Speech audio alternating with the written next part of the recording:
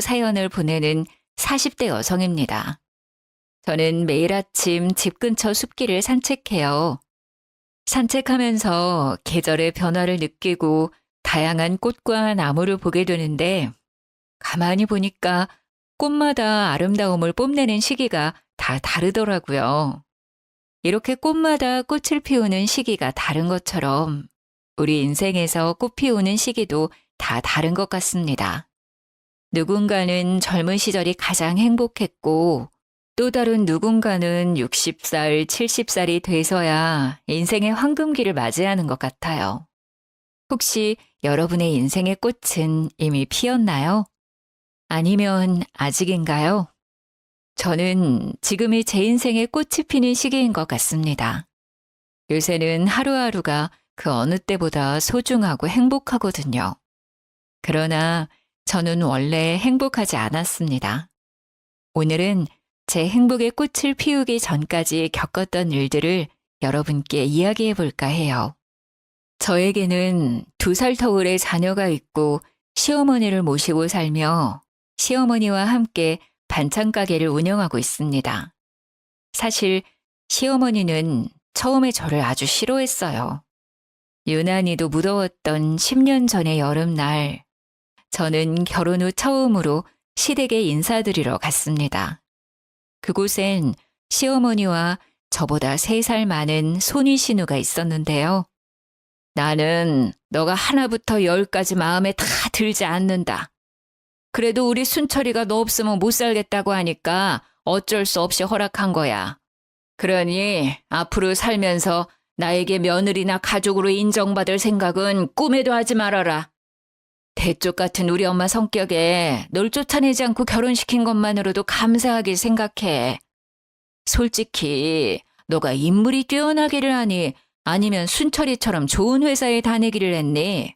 그런다고 잘 사는 친정이 있는 것도 아니고. 솔직히 엄밀히 따지면 넌 고아잖아. 그러니까 앞으로 이 집에서 너는 있는 듯 없는 듯 조용히 살아. 알겠어? 에이, 다들 왜 이러실까? 우리 현이는 엄마랑 잘해본다고 합가까지 생각하고 이 집에 들어와서 산다잖아. 솔직히 그게 어디 쉬운 일이야? 그 마음만이라도 예쁘게 좀 받아줘요. 너는 지금 결혼했다고 네 아내 편드는 거냐? 나는 그런 팔불출아들 절대 못 본다. 그리고 제가 순수한 의도로 나랑 같이 산다고 하는 거겠니? 친정 부모 없고 마땅히 오갈 데도 없으니 그냥 이 집에서 산다는 거겠지. 아니냐? 무슨 말을 그렇게 심하게 해. 솔직히 나는 분가해서 살자고 했어요. 그런데 현이가 같이 살면서 엄마랑 진짜 가족이 되고 싶다고 해서 이런 거라고요. 그러니까 현이한테 마음 좀 열어줘요. 김순철, 한 번만 더 그렇게 네 아내 편들면 앞으로 네 아내는 더 힘들어질 줄 알아? 그리고 이현이 너는 지금 여기 서서 뭐하니? 이 시험이랑 신우이 굶길 셈이냐? 얼른 부엌에 가서 저녁 준비 안 해? 저는 시어머니의 불호령에 후다닥 부엌으로 달려갔습니다. 요새는 며느리들이 시어머니한테 자신의 의견을 똑부러지게 말하지만 그때만 해도 그런 건 상상도 못할 일이었어요. 게다가 시댁은 꽤 잘 살았지만 저는 고아나 다름이 없었습니다. 시댁은 예전에 사업을 크게 하셨던 시아버지 덕에 아주 잘 살았어요. 그 덕에 신우나 남편은 돈 걱정 없이 공부하여 신우는 대형 입시학원을 운영하고 있고 남편은 대기업에 다니고 있었습니다. 신우와 남편을 남부럽지 않게 키우신 시아버지는 저와 남편이 연애를 시작할 무렵 급성 심근경색으로 돌아가셨어요. 그래도 시아버지의 재산이 워낙 많으셨고 자식들도 많은 돈을 벌고 있어서 경제적으로 큰 타격은 없었습니다. 반면에 저는 어릴 때 아버지가 돌아가셔서 엄마와 단둘이 살았고 제가 20살이 되던 해 엄마마저 돌아가셨어요.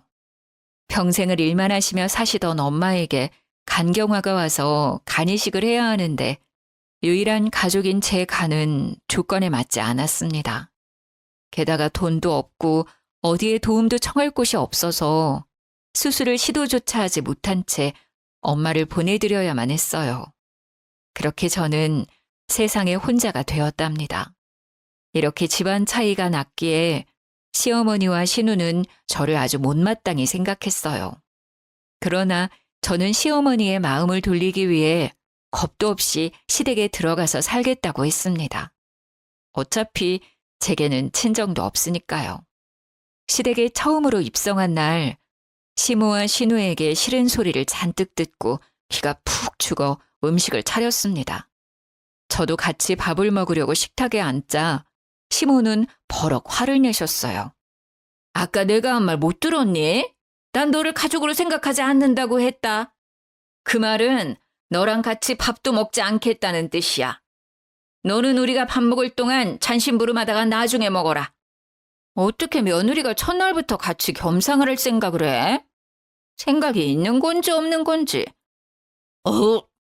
국은 왜 이리 싱거워? 간을 한 거니 만 거니? 반찬은 또 왜 이리 싱겁고 짜고? 다들 왜 이리 트집이에요? 맘만 있는데. 그리고 엄마, 현이가 내 아내인데 같이 먹으면 안 돼? 그럼 너네 둘이 따로 나가서 먹든가.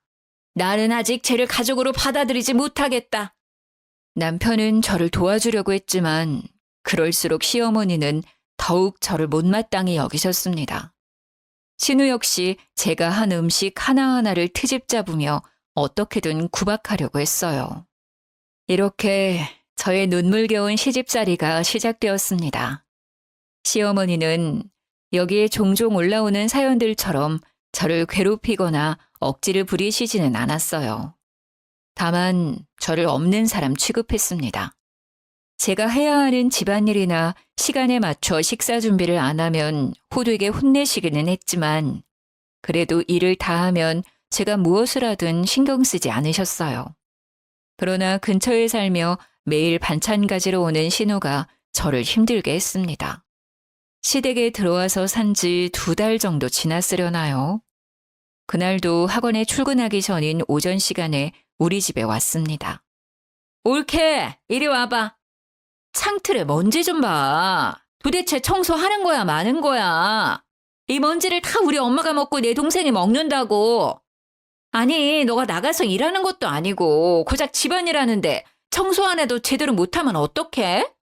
사람이 태어났으면 밥값은 하고 살아야 하는 거 아니니? 신우는 시댁만 들렀다 하면 꼭 집안 여기저기를 둘러보며 잔소리를 했습니다. 저는 어머니 눈치가 보여 신우에게 대들지도 못했죠. 어차피 제가 사는 집이니 당연히 청소는 깨끗이 해야 한다고 생각하고 말았죠. 그러던 어느 날 신우가 제게 웬 도시락통 하나를 건넸어요. 이제 매일 너가 내 도시락 좀 싸. 갑자기 웬 도시락을 싸요? 이번에 학원 규모가 커지면서 선생님이 없어서 나도 강의하느라 저녁 먹으러 나갈 시간이 없네. 그래서 너가 내 도시락 좀 싸야겠어.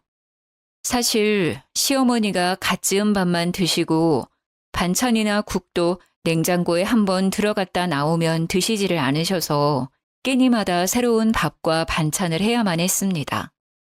그래서 항상 냉장고에는 바로 해먹을 수 있도록 식재료들이 가득했지요. 음식이야 매번 하는 것이니 충분히 할 수는 있는데 매번 반찬들을 다 가져가면서 자기 도시락조차 싸지 않으려고 하는 신우가 너무 얄미워 보였습니다. 저도 어머니 식사 챙기고 집안일 하느라 바빠요. 그리고 형님, 매번 제가 한 반찬들 다 가지고 가시잖아요. 그거로 형님이 직접 도시락 싸세요. 더 많이 컸다? 형님이 시키면 그냥 네 하면 될 것이지 어디서 지금 말대답이야? 신우의 앙칼진 목소리에 방에서 쉬시던 시어머니가 나오셨습니다. 이게 지금 무슨 소란이냐? 순자 너는 왜 큰 소린데? 내가 쟤한테 도시락 싸달라니까 제가 못하겠다잖아. 엄마, 쟤 요새 너무 편한가 봐. 신우의 무서운 줄도 모르고 말이야. 너는 그냥 도시락 싸달라고 하면 알겠다고 할 것이지 뭘 그리 소란을 만들어. 오늘부터 무조건 너가 순자 도시락 싸도록 해라. 이 일로 더 말 나왔다가는 집에서 쫓겨날 줄 알아? 시어머니는 역시 신우 편이었고 이 집에서 쫓겨나면 오갈 데가 없던 저는 그날부터 신우의 저녁 도시락을 챙겨야 했습니다. 그리고 다음 날 집 청소를 하고 있는데 이번에는 신우가 웬 보따리 하나를 제게 던졌어요. 요새 강의 끝나고 집에 오면 밤 11시야. 너무 시간이 늦기도 하고 피곤해서 말인데 네가 내 속옷 좀 빨아. 내 속옷 다 실크라서 세탁기에 돌리면 안 되고 무조건 손빨래해야 해. 속옷, 손빨래요? 아니 형님, 인간적으로 본인 손빨래는 본인이 직접 하셔야 하는 거 아닌가요? 저한테 속옷 보이기 부끄럽지 않으세요? 저는 되게 부끄러울 것 같은데. 같은 여자끼리 뭐가 불편해. 그리고 이 집의 집안일은 당연히 며느리인 네가 해야 하는 거 아니야? 신우는 본인이 입던 속옷까지 손빨래하라고 명령하는데 죽어도 그 일은 못하겠더라고요. 솔직히 도시락이야 매일 하는 음식을 통만 바꿔서 담는 것이니 충분히 하겠지만 속옷 손빨래는 아니잖아요. 그래서 저는 못하겠다고 했고 당연히 신우는 이번에도 불같이 화를 냈고 그 소리에 어제처럼 시어머니가 오셨습니다. 왜 또 소란이야? 무슨 일인데? 내가 쟤한테 내 속옷 빨래하라니까 싫다네. 이 집에 며느리로 왔으면 당연히 내 속옷 빨래도 해야 하는 거 아니야? 저는 이번에도 당연히 시어머니의 불호령이 떨어질 줄 알았습니다. 그런데 시어머니의 말은 의외였어요. 순자야, 아무리 그래도 네가 나이가 어린 나이도 아닌데 네 속옷은 당연히 네가 빨아야지. 내가 너를 그렇게 책임감 없는 사람으로 가르치더냐? 그 보따리 다 챙겨서 다시 니네 집에 가져가. 그래도 쟤는 우리 집에서 일하는 사람이잖아. 내 속옷 하나 못 빨아? 그래, 제가 내 집에서 일하는 사람인 건 맞지만 네 집에서 일하는 사람은 아니잖아. 그러니까 잔말 말고 순자는 얼른 가고 너는 이제 곧 점심시간이니 부엌에 가서 밥이나 해라. 시어머니의 말에 신우는 나가고 저는 부엌에서 밥을 하는데 왠지 모르게 서러웠습니다. 두 사람은 여전히 저를 가족으로 생각하지 않고 집에서 일하는 사람 정도로만 생각하고 계셨어요. 원래부터 저를 싫어하는 것은 알고 있었지만 직접 들으니 더 서러웠습니다. 그러나 친정도 없고 변변한 친구도 없던 저는 그 누구에게도 저의 속사정을 말하지 못했어요. 제 남편에게도요. 사실 남편은 그 당시 회사에 일이 너무 많아서 별 보고 출근했다가 별 보고 퇴근하고 있었습니다. 회사 일로도 충분히 힘든 남편에게 저의 신세 한탄까지는 할 수 없겠더라고요. 그렇게 저는 속으로 사귀고 사귀면서 미련하고 멍청하게 신혼을 보냈습니다. 그러다 결혼 후 시어머니의 첫 생신날이 왔어요.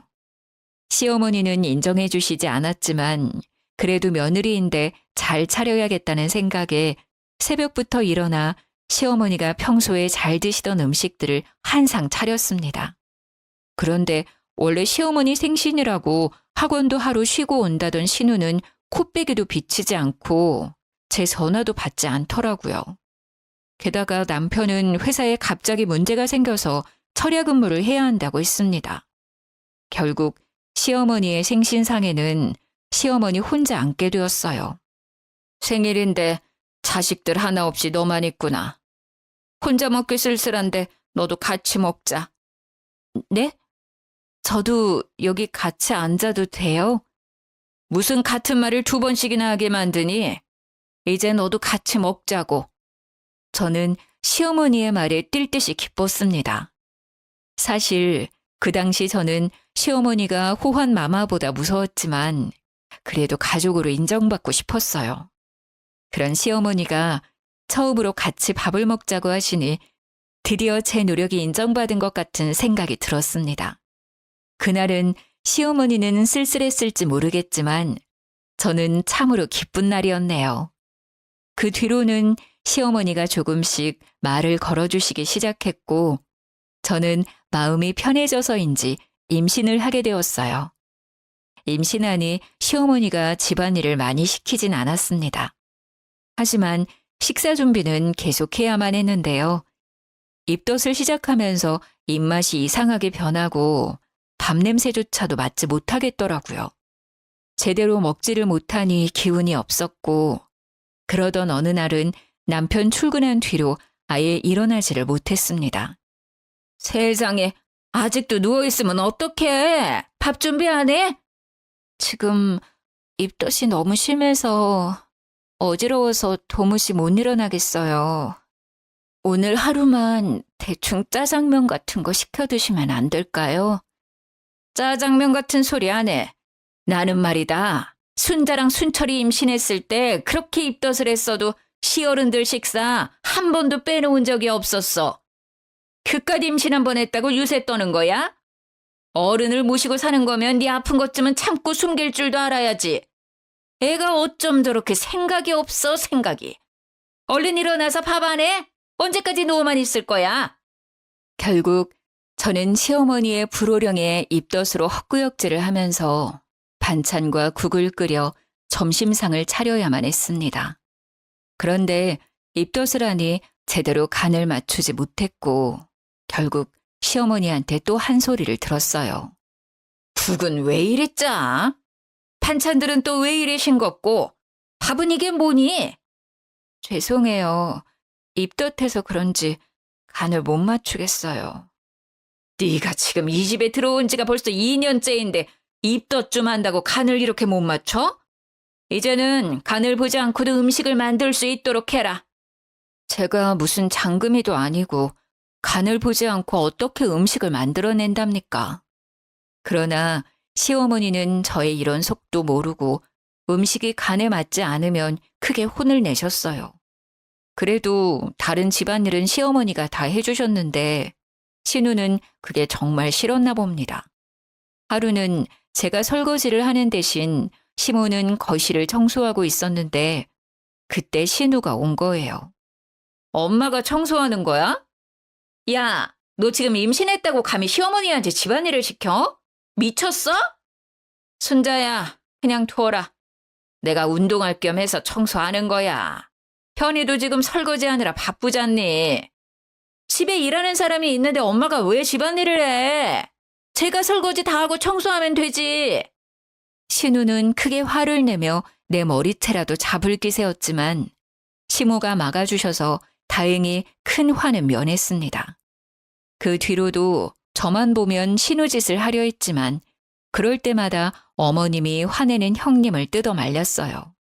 이렇게 마음을 많이 열어주신 시어머니 덕에 저의 결혼 생활은 점점 편해졌습니다. 그 뒤로 저는 둘째를 낳고 그 아이가 4살 정도 되었을 때였어요. 여전히 신우는 학원 원장으로 잘 나갔고 남편은 일이 더 바빠져 집에 아예 못 들어오는 날도 꽤 있었습니다. 엄마, 이거 호텔 뷔페 식사권인데 이번에 엄마 친구들이랑 가서 식사하셔. 현이 너도 같이 가서 먹든가. 단 한 번도 시댁에 베푼 적 없던 신우가 호텔 뷔페 식사권을 시어머니와 제게 건넸습니다. 돈은 많이 벌지만 가족들에게는 한 푼도 쓰지 않는 사람이 무슨 일로 이렇게 좋은 것을 주나 싶어 조금 이상했어요. 현이가 나 따라와봤자 좋겠니? 그냥 혼자 친구들이랑 가마. 현이 너는 집에서 쉬어라. 그래도 같이 가. 친구들한테 며느리도 보여주고 좋지 뭐. 그리고 엄마 혼자 갔다가 길이라도 헤매면 어째? 신우는 걱정하는 표정을 지으며 자꾸 저더러 같이 가라고 하길래 어쩔 수 없이 그러겠다고 말했죠. 다음 날 저는 시모를 모시고 가려고 했으나 시모 역시 그냥 혼자 다녀오는 것이 마음 편하다며 나가셨죠. 그렇게 1시간 정도 지났으려나요? 누군가 집 비밀번호를 누르더라고요. 벌써 시어머니가 오셨나 했는데 나가보니 신우였습니다. 뭐야? 너 엄마랑 밥 먹으러 안 갔어? 네가 왜 집에 있어? 아, 그게 어머니가 혼자 가시는 것이 더 편하시다고 해서요. 신우는 대답도 듣지 않고 후다닥 어머니 방으로 들어가 버렸습니다. 뭔가 이상해서 몰래 지켜보니 신우는 장롱 서랍을 뒤지고 있었고 서랍 깊숙한 곳에 숨겨졌던 시어머니의 통장과 도장을 꺼내서 자신의 가방에 넣더라고요. 어머, 형님, 그거 어머니 통장 아니에요? 그걸 왜 가져가요? 내가 가져가든 말든 네가 무슨 상관이야. 내가 이 집 딸인데 당연히 엄마 돈 좀 가져갈 수 있는 거지. 그래도 이거 어머니 돈인데 어머니한테 허락은 받고 가져가셔야죠. 아무리 가족의 통장이라도 막 가져가면 그것도 도둑질이에요. 뭐? 도둑질? 너 말 다 했어? 내가 좀 이따가 엄마한테 직접 말할 거야. 그럼 아직 어머니께 말씀도 안 드렸다는 거네요? 혹시 몰래 통장 가져가시려고 저랑 어머니한테 호텔 뷔페 식사권을 주셨어요? 어쩐지 형님이 갑자기 그 비싼 호텔 뷔페권을 주셔서 조금 이상하다 했는데 정말 여전하시네요. 저는 일부러 말을 걸면서 신우가 집 밖으로 나가지 못하게 붙잡았고 얼마 지나지 않아 시어머니가 집에 오셨습니다. 엄마. 아니, 왜 벌써 들어와? 밥 먹으러 안 갔어? 친정에서 돈 한 푼 쓰지 않던 네가 갑자기 뷔페 식사권을 주길래 뭔가 이상해서 가려다가 말았다. 날 밖으로 빼돌리고 감히 니네 아빠 사망보험금 훔치려고 머리를 써? 이년이가 오늘 좀 맞아야겠다. 엄마, 내가 이 돈으로 다른 짓 하는 것도 아니고 학원 확장시키려고 그러는 거잖아. 학원 커져서 떼돈 벌면 내가 우리 엄마 모른 척 하겠어? 다 엄마도 잘 되고 나도 잘 되려고 하는 거야. 아무리 그래도 이 돈은 절대 안 돼. 니네 아빠 목숨값이다. 절대 못 쓴다. 엄마는 도대체 이 돈으로 뭘 하려고 그래? 죽을 때 돈 싸들고 가려고? 참나, 딸 사업 확장하는 게 왜 함부로 쓰는 거야? 자식들 잘 되는 건데 그럼 엄마도 결국엔 좋은 거 아니야? 시모는 참지 못하고 신우 머리채를 잡아 뜯었습니다. 알고 보니 얼마 전부터 학원을 확장시킬 계획으로 신우가 돈을 빌려달라고 했었대요. 그러나 시모는 괜히 사람이 더 욕심부리다가 망할 수 있으니 지금 있는 학원이나 잘 관리하라며 돈을 주시지 않았어요. 사실 신우 학원 근처에 크고 작은 학원들이 생기면서 학생들이 점점 줄고 있었거든요. 하지만 신우는 자신의 욕심을 버리지 못해서 돌아가신 시부의 사망보험금을 몰래 훔치려 했던 거였죠. 다행히 미리 눈치챈 어머님이 식사하러 가시는 척하며 신우를 완벽히 속여서 그 돈은 무사히 지킬 수 있었어요. 결국 신우는 시어머니에게 욕을 바가지로 먹은 뒤 집으로 돌아갔습니다. 한바탕 소동이 벌어진 뒤 저는 내심 시어머니가 저를 칭찬해 주실 것으로 기대했어요. 신우가 돈을 들고 나가지 못하도록 붙잡아서 돈을 지킬 수 있던 거잖아요. 하지만 시모는 여전히 냉랭했습니다. 오늘따라 참 말이 많구나. 조금 있으면 저녁 시간이니까 얼른 가서 밥이나 차려. 제가 몇 억 되는 돈을 지켜줬는데 시어머니는 고맙다는 말은커녕 얼른 가서 밥이나 차리라고 명령하셨어요. 원래부터 시모는 듣기 좋은 말을 하는 편은 아니지만 이상하게 그날은 참 서운했습니다. 그날따라 정말 밥이 하기 싫었고 다 때려치우고 싶은 마음으로 저녁 식사를 준비하고 시어머니를 불렀어요. 시어머니는 국을 먼저 한술 뜨시더니 인상을 팍 찌푸리셨습니다. 이어서 반찬들도 하나하나 맛보시더니 음식을 뱉어내시기까지 하셨어요. 국이 왜 이렇게 달아? 가늘한 거 맞아? 그리고 어묵볶음은 또 왜 이리 짜? 너 정신 안 차릴래? 시어머니의 말씀에 저도 맛을 보니 음식들이 하나같이 다 이상했습니다. 시어머니에 대한 섭섭한 마음으로 요리를 해서 그런지 간이 전혀 되지 않았고 심지어 국에는 제가 소금 대신 설탕을 넣었더라고요. 저는 평소 같았으면 죄송하다고 하며 다시 음식을 했겠지만 그날만큼은 시어머니한테 대들고 싶었습니다. 어머니, 솔직히 저 너무 속상해요. 시아버지 사망보험금 형님이 가져갈 뻔한 거 지켜드렸잖아요. 그럼 최소한 고맙다는 말 정도는 해주실 수 있는 거 아니에요? 그리고 사람이 어떻게 매일 음식을 잘해요? 제가 뭐 음식점을 하는 것도 아니고 집에서 요리하다 보면 실수를 할 수도 있죠. 실수 한 번 했다고 저를 그렇게 쥐잡듯이 혼내세요? 결혼하고 8년 만에 처음으로 저는 시모에게 큰 소리를 냈고 시모는 크게 당황했습니다. 저 지난 8년간 아무 말도 못하고 하라는 대로만 했어요. 어머니 식사도 입덧하는 중에도 출산하고 나서도 항상 차려드렸는데 오늘만큼은 너무 억울하고 속상해서 참을 수가 없네요. 전 정말 여기 와서 밥통이 된 기분이에요. 이제 제가 사람인지 밥통인지 모르겠다고요. 결혼했으면 여자가 집에서 밥을 해야지. 그렇게 하기 싫으면 나가. 나도 너 같은 며느리 필요 없다. 시모의 말에 저는 아이들도 두고 나와버렸습니다. 그런데 마땅히 갈 곳이 없더라고요.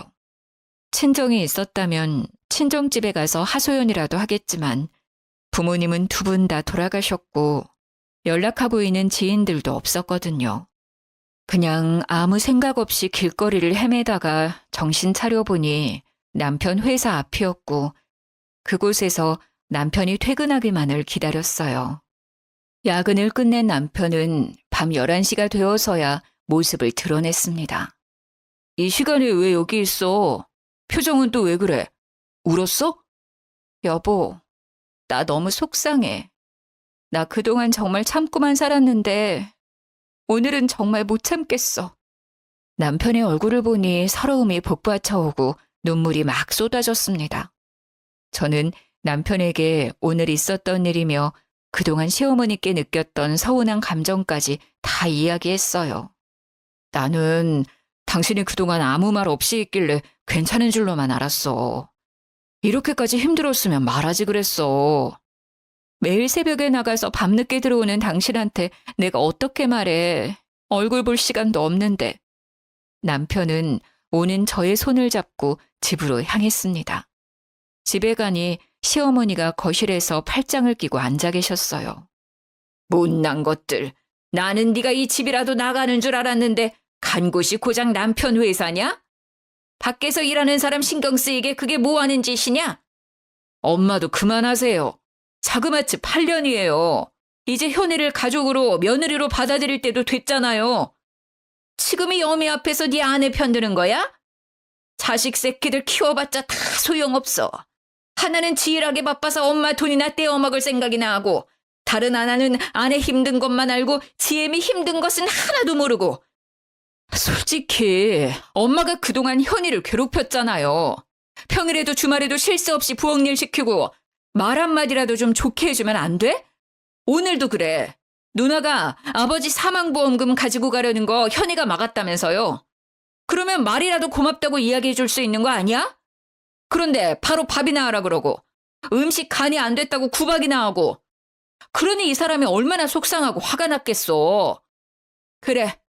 네 말대로 현이 제가 오늘 너네 아버지 사망보험금은 잘 지켜냈다. 그래도 자신이 할 일은 제대로 해야 하는 거 아니니?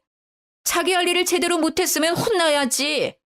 네가 오늘 제가 차린 저녁상을 못 봐서 그러나 본데 아주 가관이었다. 국에는 설탕이 들어가고 밑반찬은 짜고 맵고 난리였다고. 네 할머니였으면 당장 이 집에서 쫓아냈어, 이 녀석아. 시어머니는 끝내 제게 고맙다, 그동안 고생했다는 말 따위는 하지 않으셨습니다. 오히려 제게 제대로 상을 차리지 못했다고 구박하셨어요. 그 자리에 더 있자니 너무 화가 나고 속상해서 그냥 방에 들어가 버렸습니다. 이미 잠을 자는 아이들을 보며 한참을 울다가 저도 모르게 스르르 잠이 들었던 것 같아요. 그리고 새벽, 꿈에 돌아가신 엄마가 나왔습니다. 엄마는 제 손을 꼭 붙잡았는데 엄마의 입은 웃고 있지만 눈에는 눈물이 가득 맺혀 있었고 저는 엄마의 손을 붙잡고 펑펑 울다가 잠이 깼어요. 다시 잠을 자려고 했지만 잠이 들지 않아 거실로 나갔는데 시어머니의 방에서 끙끙 앓는 듯한 소리가 들렸습니다. 문을 살짝 열어보니 시어머니가 어딘가 많이 아파 보이셨고 깜짝 놀란 저는 황급히 남편을 깨워 응급실로 향했어요. 의사 선생님은 입원을 해서 정밀검진을 하자고 하셨고 검진 결과 돌아가신 친정엄마처럼 간경화라는 진단을 받았습니다. 이미 많이 진행된 상태라 간이식 수술까지 해야만 하는 상황이었죠. 일단 급한 대로 저와 남편이 먼저 공여자 검사를 받았고 신우한테도 연락을 했는데 전화를 받지 않아 급한 대로 문자라도 남겼습니다. 하지만 신우는 그 뒤로도 아무 연락이 없었어요. 며칠 후 저와 남편의 공여자 검사 결과가 나왔는데 남편은 조건에 부합되지 않았고 제가 공여자로 적합했습니다. 그리고 그날 연락이 되지 않던 신우가 찾아왔어요. 올케 간이 적합하다고? 그럼 올케가 우리 엄마한테 간이식하면 되겠네. 아무리 그래도 내가 어떻게 며느리의 간을 받니? 이 사실 알면 세상 사람들이 나 못된 시험이라고 욕해. 제가 일가 친척이 있는 것도 아니고 뭐 어때? 어차피 고아잖아. 지금 일하는 것도 아니고 아기도 다 낳았는데 못할 게 뭐야? 누나도 결혼하고 아기도 낳고 그 아이가 혼자 학교도 다니니까 손 갈 일 많이 없겠네. 그럼 누나가 간이식 해줄 수 있는 거 아니야? 그리고 이런 일은 당연히 자식들이 해야지. 왜 현이한테 그래? 누나는 일단 이런 이야기 하기 전에 가서 공여자 검사나 먼저 받아. 나는 바쁘잖아. 학원 운영도 해야 하고 우리 형진이 뒷바라지해야 해서 안 돼. 그리고 간이식 해줄 수 있는 할 일 없는 제가 있는데 왜 바쁜 내가 굳이 시간을 쪼개서 그런 검사를 받니? 형님은 아들이 형진이 하나 있지만 저는 정우, 정민이 두 아이가 있어요. 게다가 정민이는 아직 4살밖에 안 됐고 둘 다 학교도 안 다녀요. 자꾸 저한테 할 일 없다고 하시는데 4살, 6살 두 아이 보는 것만으로도 하루가 정신 없다고요. 그래서 우리 엄마한테 간 주기 싫다고? 머리가 있으면 생각을 해봐. 네가 나만큼 돈을 벌 수 있어? 그러면 나도 깔끔하게 인정하고 공여자 검사 받고 맞으면 내가 수술할게. 근데 아니잖아. 너보다 내가 훨씬 더 생산적이고 효율적인 일을 하고 있다고. 그럼 덜 효율적인 일을 하는 네가 당연히 간을 내줘야 하는 거 아니야? 아, 구박하고 날 미워하던 시어머니한테 네 간 내주려니까 하기 싫은 거구나. 사실 저희 엄마도 간경화가 오셨고 간이식을 받지 못해 돌아가셨어요. 그런 엄마 생각이 나서 저 시어머니한테 충분히 간이식 할 수는 있어요. 그런데 제가 이 집 며느리라는 이유만으로 당연히 제가 해야 한다는 식의 생각은 하지 말아주세요. 자식이라고 해서 당연히 간이식을 하지는 않잖아요. 형님처럼. 너 지금 말에 뼈가 있다? 내가 뭐 하기 싫어서 안 하니? 하루라도 학원 문 닫으면 손해가 얼만 줄 알아? 네가 그거 다 보상해 줄 거야? 그만해라. 시끄럽다. 아픈 사람 앞에서 뭐 하는 짓이야? 그리고 순자 너, 나 솔직히 이번에 너한테 실망했다. 간이식을 하고 안 하고를 떠나서 일단 엄마가 아파서 응급실에 실려왔다고 하면 얼굴은 당연히 비춰야 하는 거 아니니? 요새 시험 기간이라 엄청 바쁘다고. 잠도 제대로 못 자는데 어떻게 와? 그래도 엄마 안 돌아가시고 별일 없이 계시잖아. 쟤한테 간이식도 받고 그럼 됐지 뭐. 이게 그렇게 혼날 일이야?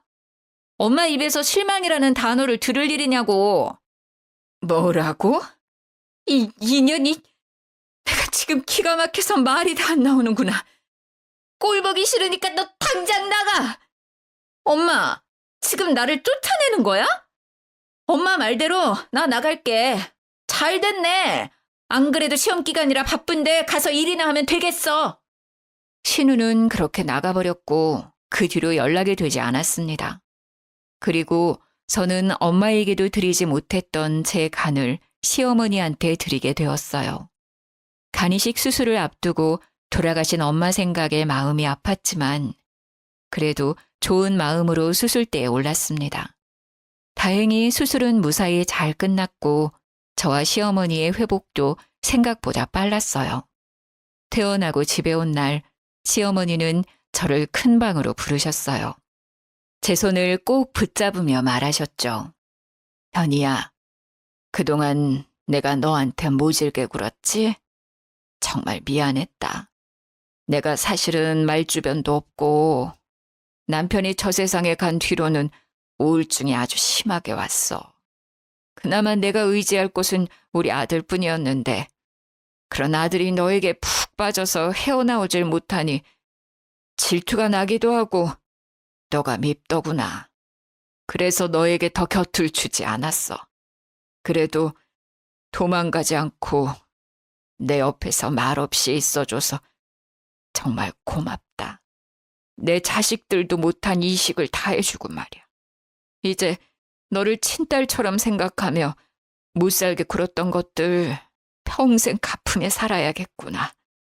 시모의 진심 어린 말을 들으니 지난날 쌓였던 서러운 감정들이 눈 녹듯 사라졌습니다.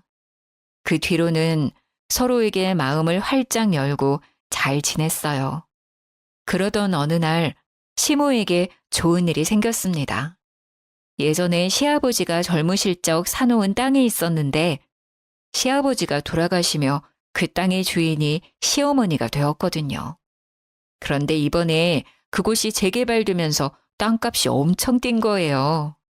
이 소식을 한 시어머니는 그 땅을 팔아버리고 그 돈으로 5층짜리 상가 건물을 샀어요. 엄청 좋은 상가는 아니었지만 그래도 모든 층에 가게며 병원이 다 들어서고 장사도 엄청 잘 되고 있었습니다. 이렇게 시모는 건물주가 되었고 이 소식을 들은 신우가 1년 만에 집에 찾아왔어요. 엄마, 이번에 건물주가 되셨다면서요? 요새 건물주가 조물주보다 더 높다던데 우리 엄마 멋지네.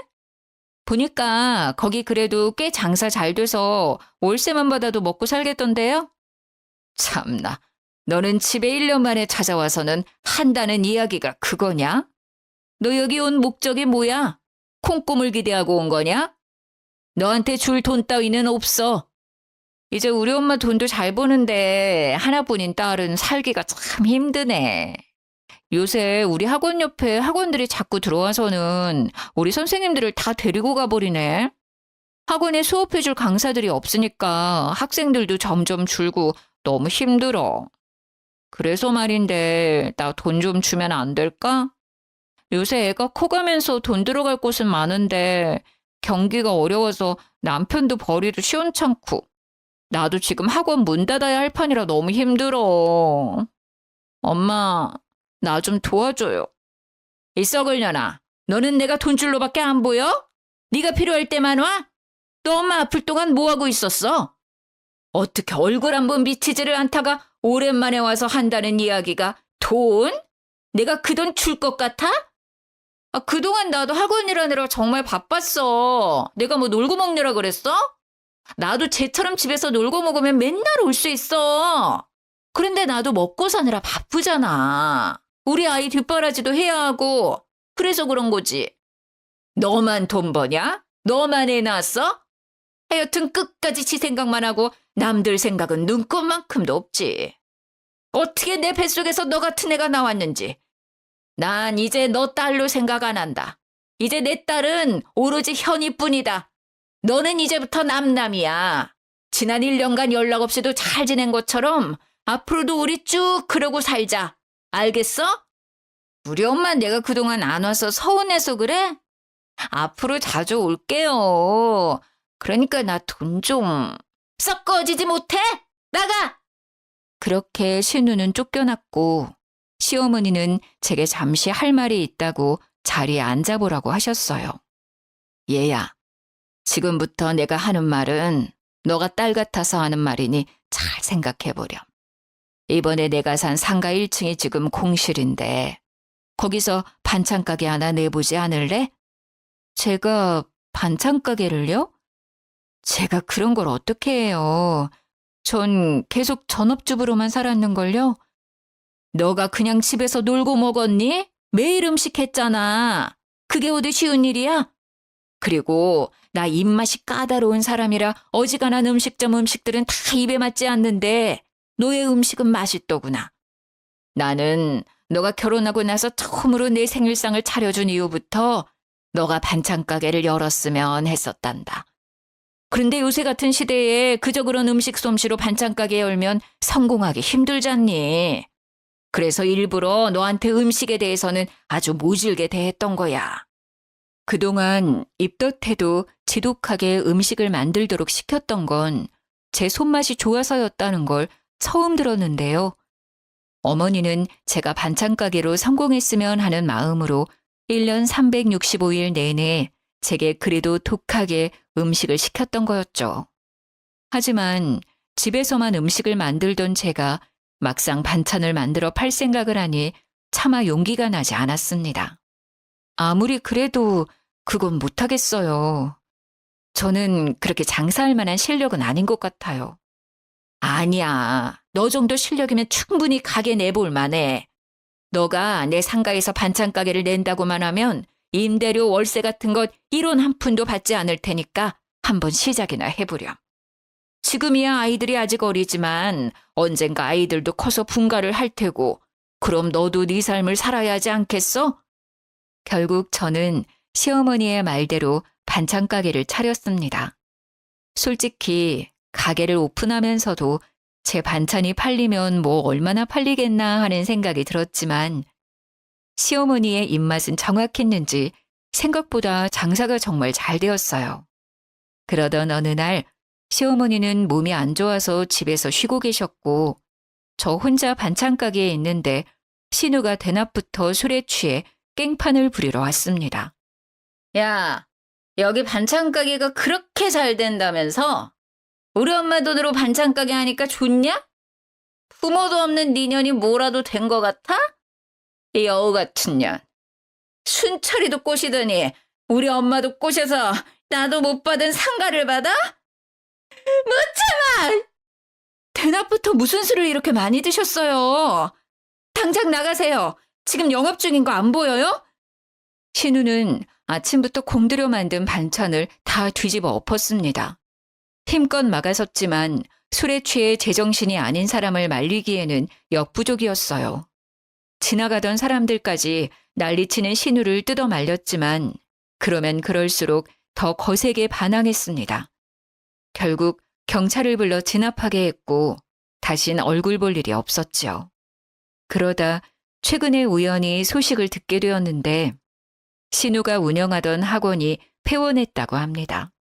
제 반찬 가게에서 난리를 치던 날 우연히 학원 수강생들과 그 엄마들이 보았고 원장인 신우의 폭력적인 태도에 크게 실망하며 대규모로 학원을 관뒀대요.